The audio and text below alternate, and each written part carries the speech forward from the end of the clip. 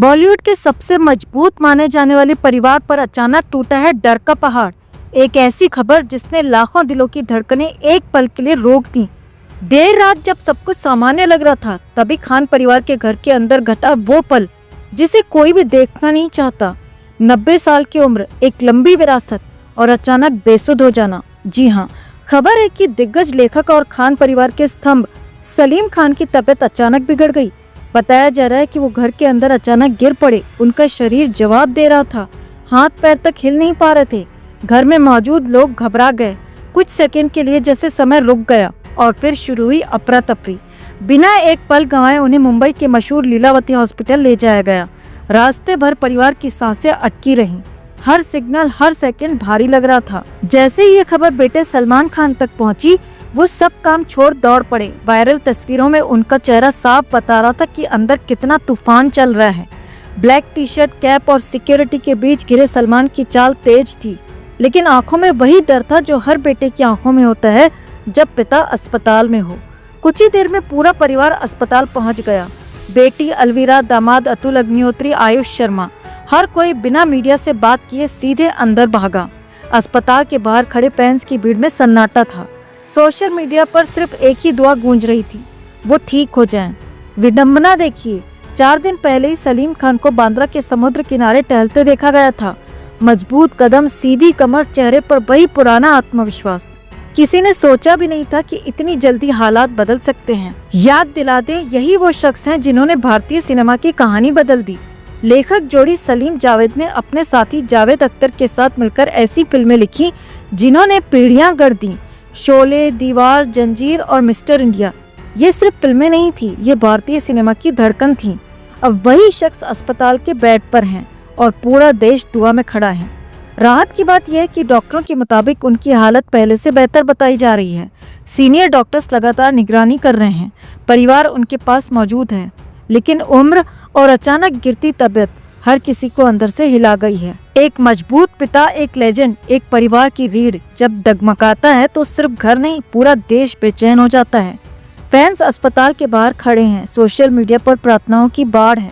हर कोई चाहता है कि वो फिर उसी मुस्कान के साथ घर लौटें, उसी ताकत के साथ जैसे हमेशा लौटते रहे हैं। क्योंकि कुछ लोग सिर्फ इंसान नहीं होते, वो एक दौर होते हैं। और अब एक रिक्वेस्ट आपसे, कमेंट में गेट वेल सून जरूर लिखें अगर आप चाहते हैं कि आपकी दुआ उन तक जरूर पहुंचे। और वीडियो को लाइक और शेयर कर अपना प्यार और सपोर्ट भी जरूर दिखाएं। कहते हैं हर सुपरस्टार की जिंदगी में एक ऐसा चैप्टर होता है जिसके बारे में वो खुद भी खुलकर बात नहीं करना चाहता। और विनोद खन्ना की जिंदगी का सबसे रहस्यमय चैप्टर था ओशो का आश्रम। एक सुपरस्टार जिसने बॉलीवुड की चकाचौंध छोड़ी, करोड़ों की कमाई छोड़ी और एक गुरु के पीछे अमेरिका तक चला गया। लेकिन सवाल ये है, आखिर वहां ऐसा क्या हुआ कि वही आदमी रोते बिलखते हुए भारत वापस लौट आया?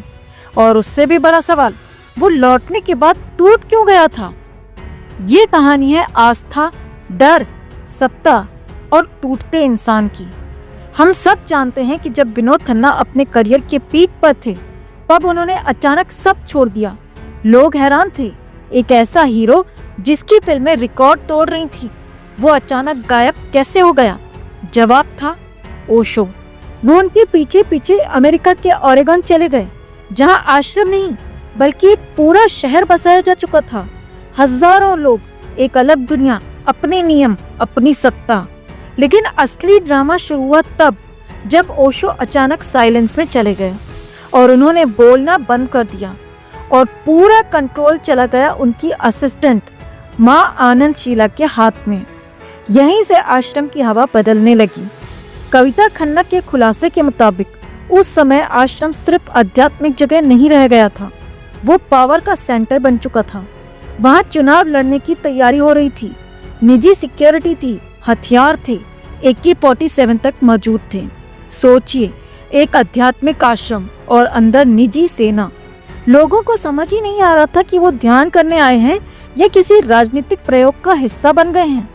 फिर एक दिन ऐसा हुआ जिसने सबको हिला दिया। पानी में जहर मिला दिया गया।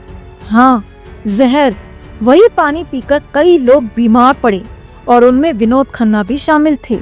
अब डर सिर्फ बाहरी नहीं था, डर अंदर घुस चुका था, लेकिन असली टूटन यहाँ नहीं थी। असली दर्द ये था, वो अपने बच्चों से दूर थे।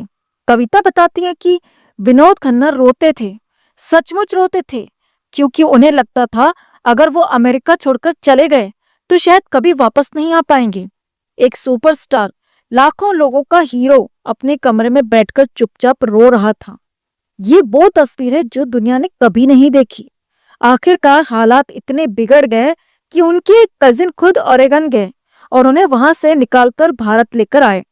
लेकिन भारत लौटना कहानी का सुखद अंत नहीं था, ये तो एक नया संघर्ष था।